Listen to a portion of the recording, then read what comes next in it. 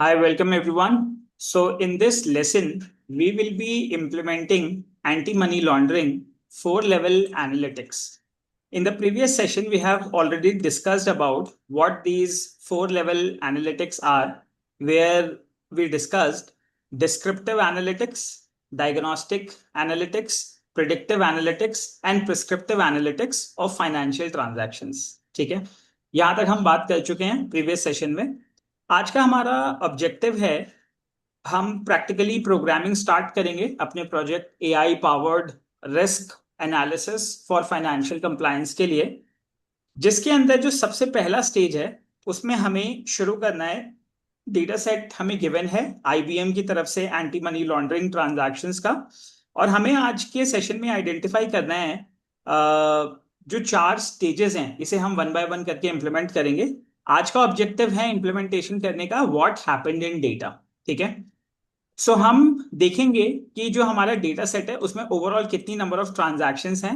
More than 5 million transactions हैं हमारे पास। यहाँ पे डेटा आपको 500 शो कर रहा है बिकॉज जो डमी सेट हमने इनिशियली टेस्ट किया था उसमें 500 ट्रांजैक्शंस इंफॉर्मेशन थी। बट जो हम ट्रांजैक्शन एनालिसिस करेंगे उसके अंदर हमारे पास जो टोटल नंबर ऑफ ट्रांजैक्शंस हैं वो 5 मिलियन ट्रांजैक्शंस हैं। ठीक है, जिसे हमें एनालिसिस करना है। इसके बाद हम देखेंगे कि मनी लॉन्ड्रिंग के कितने लेबल्ड केसेस हैं जो कि मतलब मनी लॉन्ड्रिंग एक्चुअली रिप्रेजेंट करते हैं। सो हमारे पास अराउंड 5,000 ट्रांजैक्शंस हैं डेटा सेट के अंदर जो कि मनी लॉन्ड्रिंग की ट्रांजैक्शंस हैं।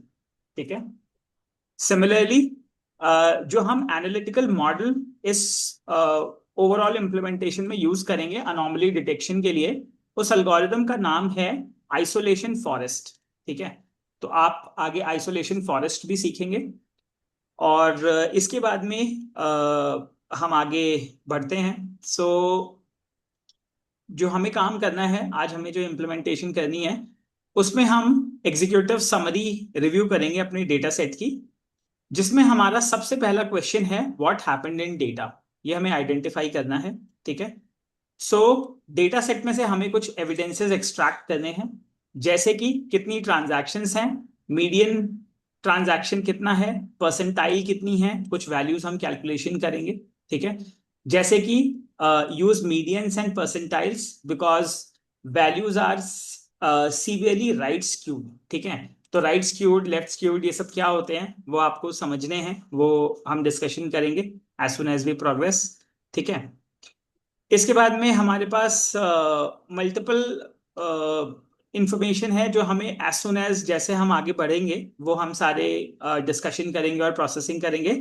आज हमारा ऑब्जेक्टिव ये सारे पॉइंट्स को डिस्कस करना नहीं है। इनफैक्ट जो हम इम्प्लीमेंटेशन करना चाहते हैं वो है डिस्क्रिप्टिव एनालिटिक्स। ठीक है, सो आज हम डिस्क्रिप्टिव एनालिटिक्स इंप्लीमेंट करेंगे। डिस्क्रिप्टिव एनालिटिक्स इंप्लीमेंट करने के साथ में हमें कुछ मेट्रिक्स कैलकुलेट करनी है। ठीक है, उन मेट्रिक्स की क्या स्पेसिफिक वैल्यूज हैं डेटा सेट के अंदर वो हमें देखना है, और वो मेट्रिक्स क्या इंटरप्रेट करती हैं। ठीक है, वो इंफॉर्मेशन हमें समझनी है। सो वन बाय वन करके हम ये सारे कैलकुलेशंस करेंगे अपने डेटा सेट के ऊपर, और जो रेस्पेक्टिव वैल्यूज आएंगे हम उन्हें आइडेंटिफाई करेंगे और उसके अकॉर्डिंगली हम आगे बढ़ेंगे। ठीक है, सो ये 4 लेवल एनालिटिक्स हमें इम्प्लीमेंटेशन करनी है। सो आज का जो हमारा ऑब्जेक्टिव है डिस्क्रिप्टिव एनालिटिक्स।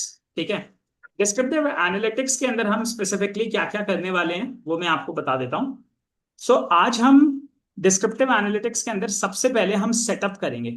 ठीक है, हमारा जो डेटा सेट है data set dot C S V, उसको हम यूज करेंगे, और कैसे हमें उसे पाइथन के अंदर लोड करना है वो पार्ट आज हम पढ़ेंगे। ठीक है, लोड करने के बाद हम डेटा सेट को कैसे इंस्पेक्ट करते हैं वो पार्ट हम कवर करेंगे। ठीक है, आप देखेंगे कि इंस्पेक्शन कैसे करते हैं हम डेटा सेट का, कि जो डेटा सेट हमें एनालिसिस करना है या प्रोसेस करना है वही प्रॉपरली लोड हुआ है, गलती से ऐसा तो नहीं है कि हमने कोई और डेटा सेट लोड कर लिया। वो पार्ट हम इंप्लीमेंट करेंगे। और उसके बाद में जो तीसरा पार्ट हम इंप्लीमेंट करेंगे, data types, missing values, information of the data set, वो आज हम आइडेंटिफाई करेंगे। ठीक है, तो ये 3 स्टेप्स हमें इंप्लीमेंट करने हैं। Setup of the data set, load and inspect the data, and third option is यहां तक हम देखेंगे मिसिंग वैल्यूज तक। ये पार्ट हमने प्रीवियस डिस्कशन में शुरू भी किया था, बट आज हम स्टार्टिंग से कर रहे हैं right from GitHub, so that everybody is clear कि कौन सा डेटा सेट हम यूज कर रहे हैं and how we are going to perform this analytics. ठीक है, सबसे पहला काम जो आप कर सकते हैं, आप github.com पे मैंने ये प्रोजेक्ट लिंक ऑलरेडी बनाया हुआ है, ये गिटहब रेपो है। ठीक है, दिस इज द यूआरएल, आप सभी लोग ओपन कर सकते हैं गिटहब का ये URL, github.com /hackveda/AI powered risk assessment for financial compliance। ये पब्लिक रेपो है जो हम इस पर्टिकुलर कोड के लिए इंप्लीमेंट कर रहे हैं, और जो डेटा सेट हम यूज करेंगे वो यहाँ पे अवेलेबल है, जिसका नाम है dataset.csv फाइल। ठीक है, आप लोग भी, तरुण एंड राखी, आप भी इसे ओपन कर लीजिए, dataset.csv। ठीक है, अब इसकी हम डिस्क्रिप्टिव एनालिटिक्स स्टार्ट करेंगे। सो मैं क्या करूंगा, let us just get into a new file. मैं एक न्यू फाइल क्रिएट करने जा रहा हूं। सो आप सभी लोग एनाकोंडा नेविगेटर इंस्टॉल कर सकते हैं, और एनाकोंडा नेविगेटर इंस्टॉल करने के बाद जुपिटर नोटबुक आपको यूज करनी है। ठीक है, सो जुपिटर नोटबुक के अंदर हम एक नया कोड शुरू करेंगे। I am going to call this file as descriptive analytics. ठीक है, या AML 4 level analytics .ipynb file. ठीक है, ये फाइल हम क्रिएट कर रहे हैं, और इस फाइल के अंदर हम शुरू करेंगे जो भी हमें इम्प्लीमेंटेशंस करनी है।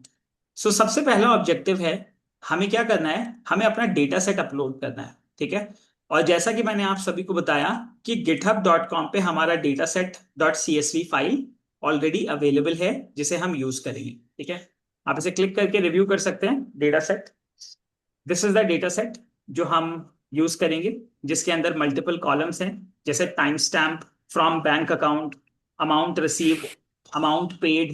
ठीक है, payment currency, payment format, is laundering, ये सर्टेन कॉलम्स हैं जिनके बारे में हम प्रीवियस लेसन्स में भी बात कर चुके हैं, और आज हम इसको स्टार्टिंग से इस डेटा सेट को प्रोसेस करना शुरू करेंगे। ठीक है, सो सबसे पहले आपको क्या करना है, सबसे पहले आपको कुछ सर्टेन पैकेजेस यूज करने हैं। ठीक है, और कैसे हम उन पैकेजेस को यूज करते हैं डेटा सेट को ओपन करके प्रोसेस करने के लिए, उसके बारे में हम बात करेंगे। ठीक है, इनिशियली वैसे जो हम यूज करते हैं, हम पांडास यूज करते हैं, और पांडास के थ्रू हम अपना data set CSV file read कर सकते हैं ऑटोमेटिकली, और वो रीड करने के बाद जैसे हम पांडास का रीड CSV फंक्शन यूज कर सकते हैं, और उसके बेसिस के ऊपर जो डेटा सेट लोड होगा उसको हम इंस्पेक्शन शुरू कर सकते हैं। ठीक है, सो ऑब्जेक्टिव है load and inspect the data set.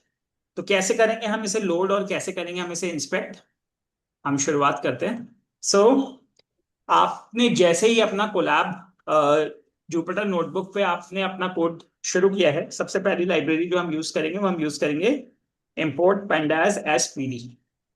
ठीक है, सो pandas क्या करता है, pandas हमें प्रोवाइड करता है कि आप डेटा सेट को पाइथन के अंदर लोड करने के लिए एक हम लाइब्रेरी यूज करते हैं जिसका नाम है pandas। ठीक है, pandas यूज करके हम क्या कर सकते हैं, मैंने पहले सेल को रन कर लिया है, ताकि इस सेल के जो इंटरनल फंक्शंस हैं स्कोप रेजोल्यूशन के थ्रू हमने देख सके। जैसे मैंने pd डॉट कॉल किया, सो जैसे कुछ सर्टेन फंक्शंस हैं, read CSV, read Excel, read feather, read FWF, इस तरीके के मल्टीपल फंक्शंस हैं जो हम यूज कर सकते हैं। जो डेटा सेट है अभी वो हमारे पास CSV फॉर्मेट पे अवेलेबल है, इसलिए मैं read underscore CSV function use कर रहा हूँ। ठीक है, read underscore CSV function use करने के लिए मैं अभी लोकल ड्राइव, लोकल फोल्डर में मेरे पास data set dot CSV file है, और मैं उसे यूज करूंगा। ठीक है, and I am going to save this into let's say data और DF।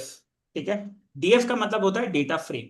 जनरली जब पांडास जो हमें प्रोवाइड करता है वो डेटा फ्रेम्स प्रोवाइड करता है, इसलिए मोस्टली जो हम वेरिएबल क्रिएट करते हैं DF, डेटा फ्रेम यूज करते हैं।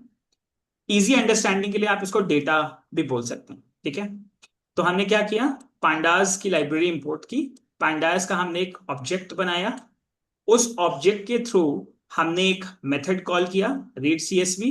रीड सीएसवी के अंदर हमने एक पैरामीटर डिफाइन किया डेटा सेट डॉट सीएसवी।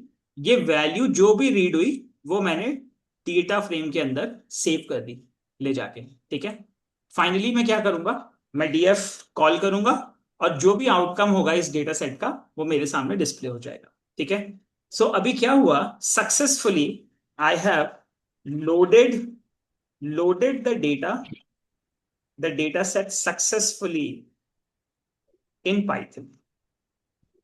ठीक है, इतना काम हमने यहां पे इंप्लीमेंट कर लिया।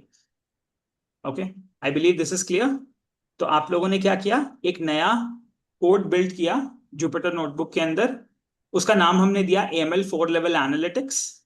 ठीक है, मैंने उसमें pandas इंपोर्ट किया, मैंने pd.read_csv फंक्शन कॉल किया, data set dot CSV load किया और डेटा फ्रेम के अंदर मेरे पास अभी डेटा सेट अवेलेबल है और डेटा फ्रेम मैंने कॉल करके चेक कर लिया।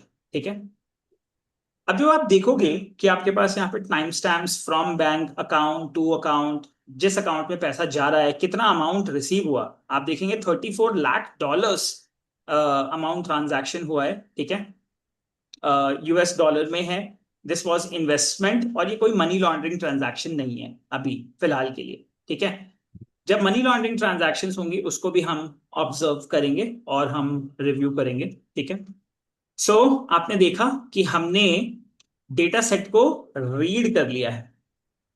ठीक है, आपके सामने हमारे पास ये ऑप्शन है जिसमें हमने प्रॉपरली डेटा सेट को रीड कर लिया है। ठीक है, इसके बाद हम इंस्पेक्ट करते हैं डेटा को। ठीक है, इंस्पेक्शन करने के पीछे हमारा रीजन ये होता है ताकि आप गलती से भी कोई गलत डेटा सेट ना लोड कर ले, क्योंकि अगर आप गलत डेटा सेट लोड कर लोगे तो आपके सारे इंसाइट्स गलत आएंगी।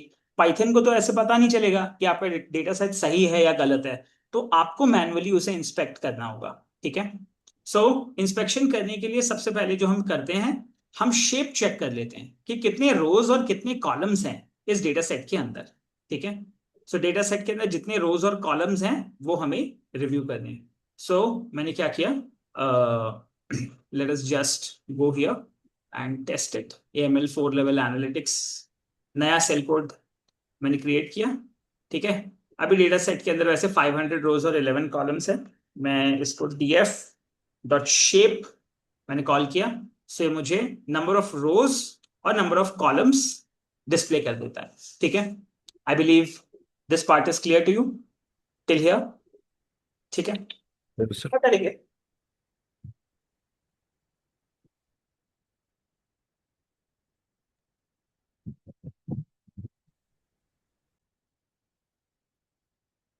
ठीक है, so you are clear till here कि 500 नंबर ऑफ रोज हैं हमारे पास और 11 कॉलम्स हैं। ओके, अब यहाँ पे हम देख रहे हैं कि हमारे पास कुछ सर्टेन नंबर ऑफ ट्रांजैक्शंस हैं। ठीक है, अभी इसके अंदर इंस्पेक्शन करने के लिए हम शेप चेक कर लेते हैं जो हमें नंबर ऑफ रोज और कॉलम्स बताता है।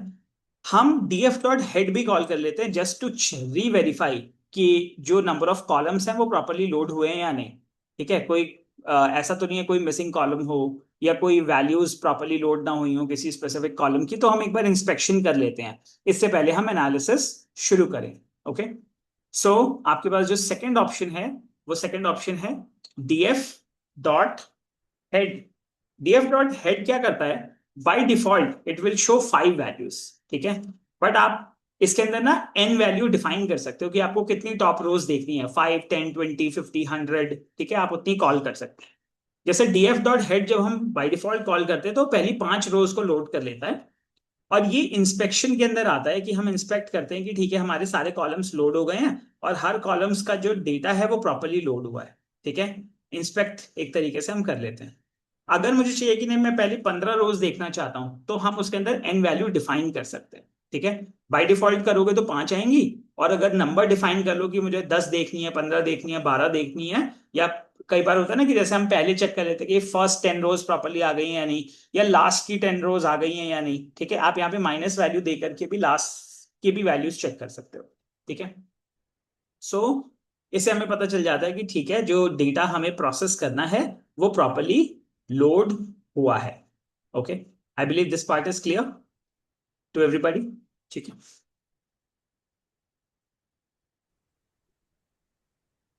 Okay, so now you are clear कि हम डीएफ डॉट हेड से इंस्पेक्ट कर सकते हैं और एन नंबर ऑफ रोज हम पिकअप कर सकते हैं, ठीक है।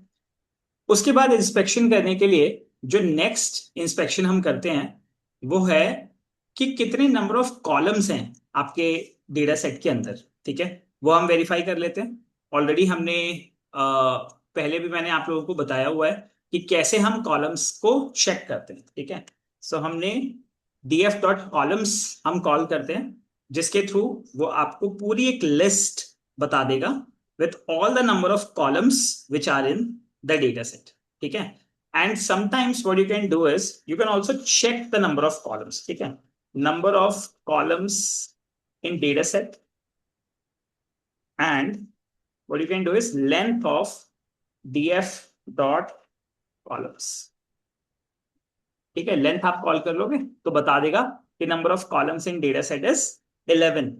सो जैसे हमें कई बार पता होता है कि ठीक है हमारे डेटा सेट में इतने नंबर ऑफ कॉलम्स हैं, जब हम लोड करें तो क्या सारे कॉलम्स लोड हो रहे हैं, ऐसा तो नहीं कोई कॉलम मिस हो गया हो, ठीक है। अगर मिस हो जाएगा तो फिर हमारी एनालिसिस गलत हो जाएगी, इंफॉर्मेशन हमारी गलत एक्सट्रैक्ट होगी। इसलिए हमें इंस्पेक्शन करना जरूरी है जब भी हम डेटा सेट लोड करें, ठीक है। So inspection is a very important and a very good practice. Now next हम क्या कर सकते हैं, जैसे आप यहां देखो कि नॉर्मली हर कॉलम को ये प्रिंट कर रहा है, जबकि हम सीधा df डॉट कॉलम से भी आप सारे कॉलम्स के नाम निकाल सकते हो, ठीक है। अदरवाइज आप क्या कर सकते हो, df dot columns, you can call df dot columns. वो क्या करेगा, अब बार बार वन बाय वन कॉलम उठा के इसके अंदर डालेगा और फिर आप एक एक करके सारे कॉलम के नाम प्रिंट कर सकते हो, ठीक है। ऐसा भी एक ऑप्शन आप यूज कर सकते हो, बट अभी हमारे लिए डीएफ इंस्पेक्शन के लिए df dot columns is quick. सारे कॉलम्स आ गए, हमने चेक कर लिया, ठीक है। अदरवाइज आप ऐसे भी चेक कर सकते हो, ठीक है। नाउ इसके बाद में जो हमारे पास एक और इम्पॉर्टेंट है वो है डेटा टाइप्स, ठीक है। कि जो भी आपने कॉलम्स यूज किए हैं उन कॉलम्स की डेटा टाइप्स क्या है। सो हमें क्या करना है, डीएफ डॉट डी टाइप्स, ठीक है। डीएफ डॉट डी टाइप्स आप चेक करोगे, इससे आपको मिल जाएंगे all the data types of each column in the data set, ठीक है। The data types of each column in the data set ये आपको मिल जाएगा।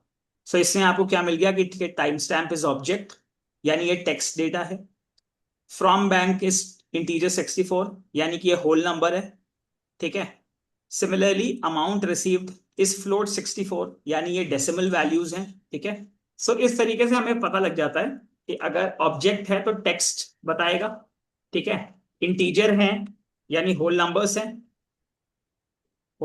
हैं डेटा सेट में, ठीक है। फ्लोट है तो डेसिमल नंबर्स हैं, ठीक है। बुलियन है तो ट्रू एंड फॉल्स, ठीक है। It could be boolean also. So कितने हो सकते हैं, numeric, decimal, text and boolean. Okay, I believe this is clear, ठीक है।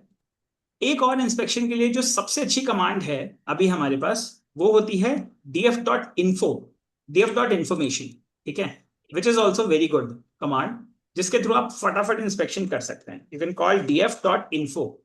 what it can do, it will give you summary of the database, give you summary of the data set, ठीक है। पूरे data set की summary आपको फटाफट मिल जाएगी df dot info से, ठीक है। जैसे कि पूरे टेबल इसने दिखा दिए, इस लॉन्ड्रिंग की कंडीशंस कौन कौन सी हैं, कितने नंबर ऑफ रोज हैं, ठीक है। अच्छा, ये df डॉट इन्फो है, आप इसके ऊपर मेथड भी कॉल कर सकते हो। अगर जब आप मेथड कॉल करोगे तो ज्यादा बेटर देगा, ठीक है। df dot info, this is a method, okay. Attribute भी है और मेथड भी है, दोनों ही फैसिलिटीज अवेलेबल है इसमें, तो आप मेथड कॉल करो वो ज्यादा बेटर है। मेथड क्या करेगा, आपको बताएगा कि ठीक है कितनी नंबर ऑफ एंट्रीज हैं 0 से लेके 499 इंडेक्स तक। ऑब्वियसली नेक्स्ट सेक्शन में हम इसको 5 मिलियन वाला डेटा सेट यूज करेंगे, ठीक है। और मैं आपको बताऊंगा अभी कि 5 मिलियन डेटा सेट को हम गिट के ऊपर कैसे पब्लिश करेंगे, बिकॉज बाय डिफॉल्ट गिट पे आपको लार्ज फाइल सिस्टम, जैसे अगर 100 MB से बड़ी फाइल है तो 100 MB से बड़ी फाइल के लिए आपको एलएफएस यूज करना पड़ता है, गिट एलएफएस, ठीक है। तो गिट एलएफएस हम कैसे कॉन्फ़िगर करते हैं वो भी मैं आपको सिखाऊंगा। ताकि जब आप एंटरप्राइज में काम करो और बड़ा डेटा सेट जब आपको डील करना हो तो आपको ये सारी प्रॉब्लम्स नहीं आएंगी, ठीक है, डेटा सेट को मैनेज करने की। नाउ सो अब क्या हुआ, जैसे हमने यहाँ पे चेक कर लिया कि टाइम स्टैम्प है, कितनी नंबर ऑफ रोज हैं, सबसे पहले तो वो नंबर ऑफ रोज दिखा रहा है, ठीक है, और वो शो कर रहा है कि ये सब नॉन नल है। How many number of rows are non null, ठीक है, यानी डेटा पूरा है, कोई मिसिंग वैल्यूज नहीं है उसके अंदर।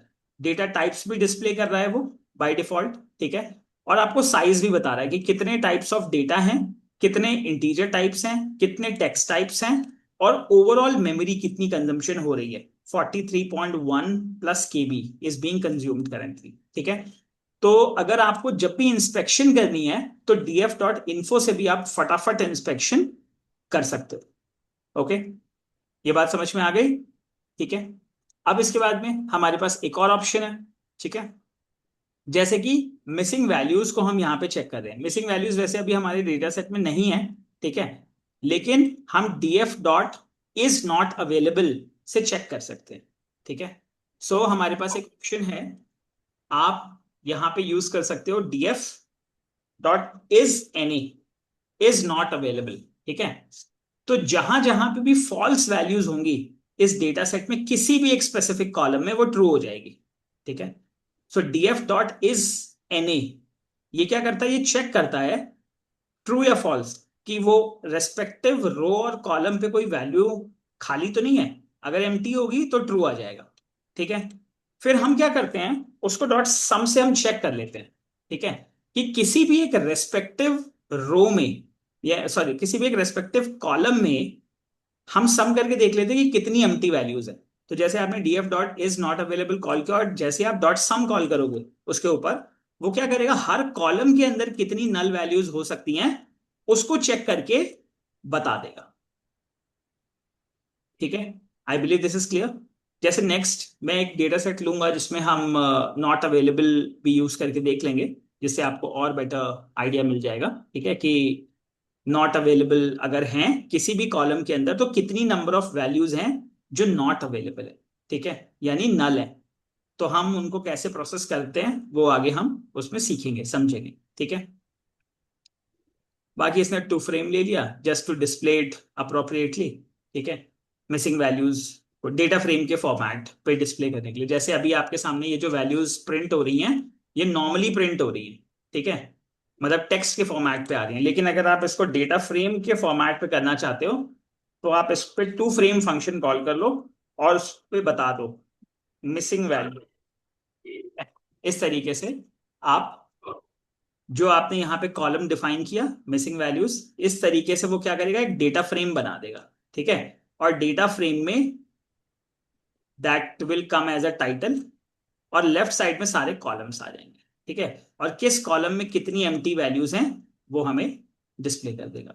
तो आपके पास एक ऑप्शन है कि आप डेटा फ्रेम को इज नॉट अवेलेबल से चेक कर सकते हो, ट्रू फॉल्स से वो चेक कर लेगा। कॉलम वाइज आप उन वैल्यूज को सम करके एक टैबुलर फॉर्मेट पे देख सकते हो। लेकिन अगर आपको उस मिसिंग वैल्यूज को रीयूज करना है, उसको डेटा फ्रेम में डालना है, तो डेटा फ्रेम में डालने के लिए आप एक टू फ्रेम फंक्शन यूज कर सकते हो और किस कॉलम से वो सेव होगी वैल्यूज वो डिफाइन कर सकते हो, ठीक है। ये बात समझ में आ गई, यहां तक क्लियर है, ठीक है। तो हमने दो चीजें देखी, यस। हमारे पास कितने नंबर ऑफ रोज हैं और हमने df.info चेक किया, इन्फो से हम क्विकली इंस्पेक्शन कर सकते हैं अपने डेटा सेट का, और नंबर ऑफ मिसिंग वैल्यूज हमने आइडेंटिफाई करी। तो अभी हमें पता चल गया अभी हमारे डेटा सेट में कोई मिसिंग वैल्यूज नहीं है। नहीं है। सो फॉर टुडे जो हमारा ऑब्जेक्टिव था वहां तक हम कंप्लीट कर चुके हैं। नेक्स्ट सेशन में हम डेटा प्रिपरेशन और फीचर इंजीनियरिंग करेंगे, और जो डेटा सेट हम यूज करेंगे वो होगा 5 मिलियन ट्रांजैक्शन वाला डेटा सेट। तो उसको हम गिट पे कैसे ले जाएंगे वो प्रोसेस मैं बताऊंगा, और उसके बाद हम डेटा प्रिपरेशन और फीचर इंजीनियरिंग इंप्लीमेंट करें। ओके।